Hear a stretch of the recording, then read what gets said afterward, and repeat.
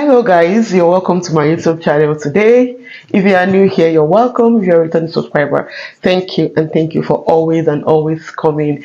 I see all your love guys and I say thank you so much for encouraging me on this channel. Thank you so much.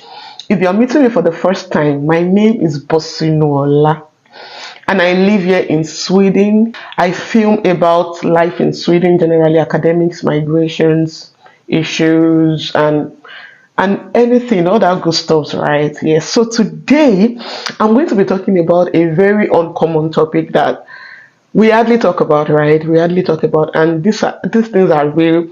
They happen, like it's a normal thing that happens, but then I don't know why we actually don't like talking about it. So today I'm going to be doing that.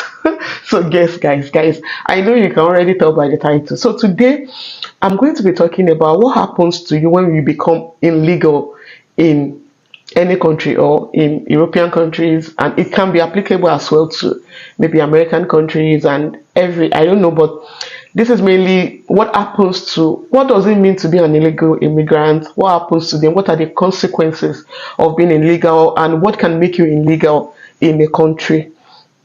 So firstly, I'm going to be talking about what does illegal means, like what does illegal immigrant means. It comes with different shades, right? I might not be able to cover it all, but if you also have your opinion, you can also put it in the comment section as well so that we can all learn together.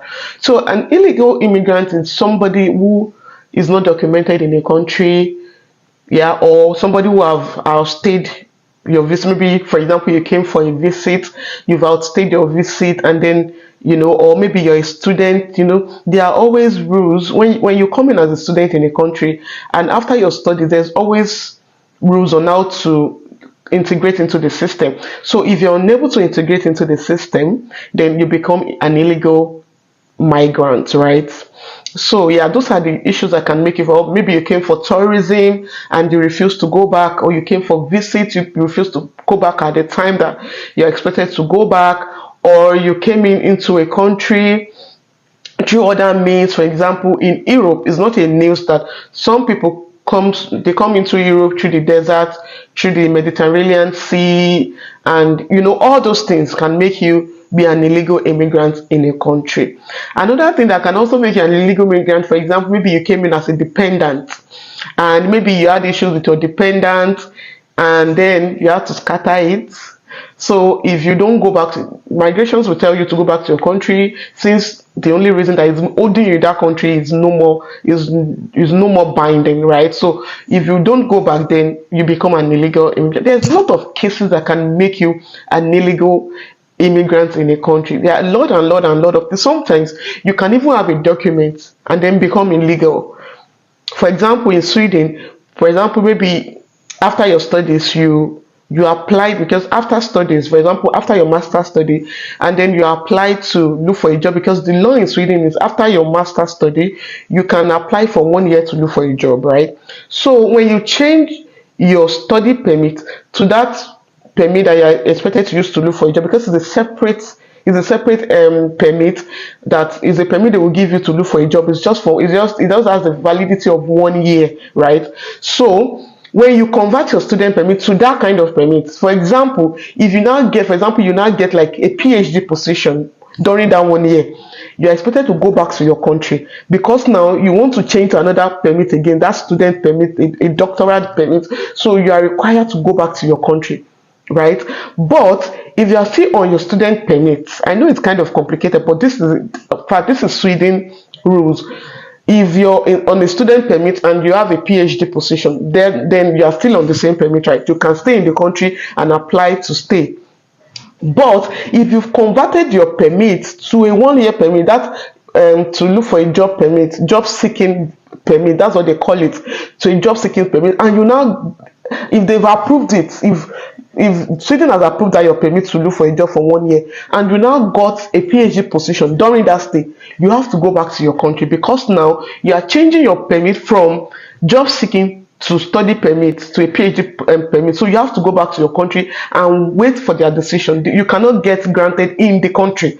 But if you get a job with a job seeking visa, then you can wait, right? You can stay. So those are the rules. So you see that you have a permit, but because you wanted to change from job seeking to a PhD position, then if you're in the country during that time, you can be an illegal, but you're expected to leave the country because they want to see the exit stamp on your passport before they can grant you your. It's a lot, right? It's a lot. So there are a lot of things that can make you illegal in a country. So now, what happens when you become illegal? What are the consequences? What happens when you become illegal? For example, in Sweden, if you're an illegal migrant, it's hell. Like, it's hell. Anyways, I've had discussions with people from other countries as well. For example, from people from other European countries, and there are kind of slight differences in the consequences, right? And number one thing is, I have it written down. I can just go by my notes so that I don't sway from what I have. The number one thing when you're an illegal migrant, of course, for example, in Sweden, you don't have a social security number. So even if you've been living in Sweden before and you become illegal, I don't know what happens. I think somehow, because one thing with Sweden is all these authorities, they work together. So the moment maybe you have a personal number before and you now became illegal, I think they inform the tax office and they inform the police. There's a way they do it. Like, it's not always a good thing, right? But if you're somebody without a personal number before and you became illegal, then you don't have a personal number. And we all know that in Sweden, or even in the America, everywhere, this social security number identifies you, and everything is kind of collected with that number. Like, that is you in government face, like that is you in the authority eyes, right? So if you don't have that number, you're just like, you're not living, right? So what are the consequences? The second thing is no health care. Like, you absolutely have no access to health care. You can't go to the hospital when you are sick as an illegal migrant. Like, I don't know what if somebody falls into emergency? How do they handle that? I don't know, but I guess maybe you have to pay a lot of money, right, to be attended to, right, if you are illegal. But I know that there's no health care. Maybe I should put free health care for you. Then the second is you cannot get accommodation. Like, you can't rent a house. They've connected everything. Like, the only way you can rent a house is maybe you rent a house hand to hand from somebody. For example, if I have a house, I can give you a room in my house and I'll be extorting you because you cannot say anything, right? So you cannot rent accommodation. For example, in Sweden, you need your personal number, or you need to show something in Sweden for you to rent an apartment. Well, if you're a student, you have to show your admission letter, I guess. Yeah, you have to show your admission letter to get an accommodation or something, because as a student, when you move in, you don't have a personal number yet, but with that admission letter and maybe evidence of tuition fee or something, you can rent. But however, generally, as an illegal migrant, it would be difficult to rent a house, except you get a house from hand to hand, right, second hand, from somebody who will keep you in the house and stuff. Then the fourth is you can't get a job. Like, you cannot just get a decent job. You cannot work because you don't have the document. You are not documented in the country, right? So you cannot work. For example, the only way that I know people work, and I know this is a secret, right? But these people know it, right? Because there was a day I went to Swedish class, because if you're in Sweden, you will do language courses. Most European countries, you will do language courses. I went for language courses and I was surprised. I was shocked when they were talking about how people use other people's documents. These people know that people use people's documents to work. So if I'm saying it, don't come for me. Like, it's a general knowledge. So you can use another person. Some people use another person's document, right? But you cannot get a job. You cannot get a job. And if you use people's document, there are a lot of things that are even attached. Like, there are a lot of problems. Like, some people are just evil, right? There are a lot of this. I don't want to go too deep into it, but people are bad. If you start using another person's document, the implications are The person, they might pay you in that person's account. The person will not give you the money, or the person will always stress you to get your money. And when they do tax refund, the person gets all the money, and the person will not give to you. Some good people might give to you, some might not give to you. So that is the reality of when you are illegal. You would have a say. If the person says they've not paid your salary, you can't kill him, you can't report, you just have to abide by their rules, right? So that's what happens when you become, that's just like, I'm just giving you a picture. There are more deep things that are attached, but that's just like what happens to these people, right? And then no future pension. Like, of course, when you're not working, there's no pension. Even some people, there are jobs that they call black jobs, right? Yes, if you don't have a document, you can probably get a black job, but those black jobs, you can't get pension, you can't get benefits. Even the employers, they extort you. They know you don't have a document, and they just do you anyhow. Sometimes some people are so mean that you will work for them, and because they know you don't have document, they will not pay you. What will you do? There's nothing that you will do, and this is applicable to most of all these European countries, and maybe the Americans. I don't know, because I've not stayed in the American before, but in Europe, it's one of those issues that happens. And then the next one is your children education. It's hard. Like, oh my God, I really wish that these countries can have they can make migration rules easy. People that are becoming illegal, it's not their fault. Like, when you look at where you're coming from, you know that there's nothing for you in that country. To even live illegal in a country is even better than going back home, right? Because there's nothing for you at home. I've seen somebody who said she came abroad because there was no peace at home. Of course, yes, you can apply for asylum, but sometimes the asylum is not granted. So what happens? You cannot go home.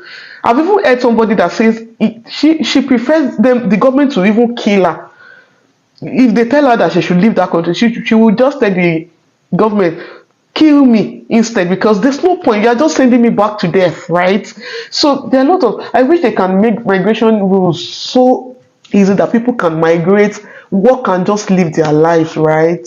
I just hope, like, their children, like if you're an illegal migrant, your children, those children might not get documented as well. Hey, Jesus, those children might not get documented, right? And education, I don't even know if they can allow them go to school. That I'm not sure, but I know that I think if you're applying for asylum and your asylum application is still in processing, your children can go to school. Your children can go to school, they can have education, but they won't have a document. They won't. I don't think they will have access to all this child benefit and all. So that's just the children, man. As I'm saying it, I feel so emotional, right? I feel so emotional, right? I don't even know what to say. I don't want to say about that. Then the next thing is no bank. You can't have any bank transactions. If you have, for example, you want to send money to your family back home, how will you send it? The only way is maybe you give somebody who has bank account that can help you send that money to your family. And some people knows how to feel on top. People, I used to say that most of the time our self-worth is measured by how much you have more than the other person, which is a very wrong mindset. If you are watching me and you have that mindset, if your self-worth is in the fact that you have more than another person, please change this mindset. If we change this mindset, a lot of things will be better, right? It will be better. To help somebody to send money, you start telling them, come today. Even the Bible says that if you can help your brother at that moment, don't tell them to come later. Do it for them. If they come to you for help, do it for them. If you are just privileged to be documented, yeah, it's a privilege. So when you have an opportunity to help somebody, of course, that will not jeopardize you, right? That will not put you in risk. Do it, guys. Do it. Then the next I will talk about is no benefit at all. If you're illegal, like, you don't have benefits. If you're sick, no benefit. If you're on parental leave, maybe you give birth, no benefit. See, if you, oh God, I pray, I just hope that everybody is legally documented, right? I hope and I pray that even if you are not legally documented right now, the Lord will open a door for you that you will be documented right. Because I know it does it's I don't know, it affects psychologically because it's a lot of issues, a lot of problems, right? When you are not documented. They make life hell. Like the laws make you, we can't blame them, but the laws will just make you feel like you're not a human being. That's how to make you feel. The next thing is living in fear. You always, if you see police coming, the fear that will be in your eyes, ha, you cannot even, if somebody cheats you, you cannot even fight and say no. You cannot insist that the person should give you what belongs to you. You cannot, because you know if police comes, it's from there to your own country, so you cannot, you're just living a life of fear, a life of frustration and depression. That's the kind of life that the person gets to live. I don't know, in America maybe it's kind of light in America, but in European countries, oh my God, it's worse. European countries is worse, like it's worse. You always live with fear. And some countries are police country. For example, maybe in Italy, Italy is a police country. You can just stand and police will come and harass and say, where's your document? Where's your document? All that kind of life that's the kind of picture of the kind of life that they live, right? And then the next thing that I think the last thing that I'll talk about today is you cannot go home. You cannot leave the country. You cannot. Yes, if you are in an European country, you can travel from one European country to another. But for example, in countries like America, there is just the one. There is just all of them in one. You cannot go home. Yes, of course, in Europe as well, you cannot go home. But at least you can still travel. You can still explore. You can go to other Schengen, if you're in the Schengen countries, right? You can still go to other Schengen countries. However, even if you go to other Schengen countries and police harass you, it's from there to your home country, right? These people, once they ask for your document and you cannot prove it, then it's a problem. Some they even take you to jail, right? So the reason why I'm doing this video is because we don't talk about this and we don't help people to see, so that if somebody is thinking of coming to become illegal in a country, they can imagine that, oh, this is what is at stake. Oh, this is what will happen to me. These are the likely things that will happen. But then this is a good news. Instead of staying illegal and you know that you don't want to go home, just apply for asylum and pray that they grant it. Once they grant you asylum, man, you're living free, you're living large, because it's just because they pay you, government pays you even without working, they give you accommodation, they take care of you. So instead of remaining illegal, you can go through that route. If you don't want to go home, if you feel like home is, I can imagine, I'm also from a country where it's frustrated, it can be, you can get depressed, you don't even want to go back home to go and do what? Here is better, right? You can do that. You can seek asylum, Another way, some people also get married to citizens, or you get married to somebody who is documented, right?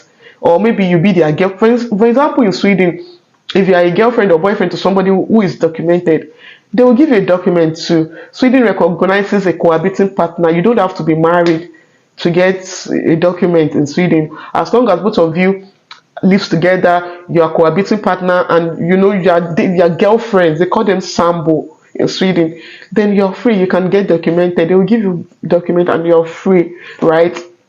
That's just to put that out there. And this video is not to mock people that are illegal. I really feel for you guys. I really feel, right? I wish I have one superpower to actually help people, but I don't. I'm not the laws, right? But I just want to tell you, I want to encourage you to not be discouraged, right? One day, there's always a light at the end of the tunnel. You too, you'll be documented. I know, I can feel your pain. I know you cannot go back home. I know it's a lot of things for you to have gotten here, right? I know you prefer to even die than to go back to your country. But I know that one day, someday, God will open the door and you will get the opportunity that you have been waiting for. I know that I might not have been able to cover everything, but if you have an opinion or your suggestion on what illegal migrant can be, or you have what they can do, or you know some of the consequences as well that I didn't even mention, please, you can put it in the comment section. Let's discuss, let's talk about this, let people learn from you, right? Yes, if you are watching me at this time and you've not subscribed, what are you waiting for? Please subscribe, right? Yes, thank you. um I'll bring an end to this video at this point. Thank you, and I'll see you in the next one. Bye. So you have to kill a person. Translate command.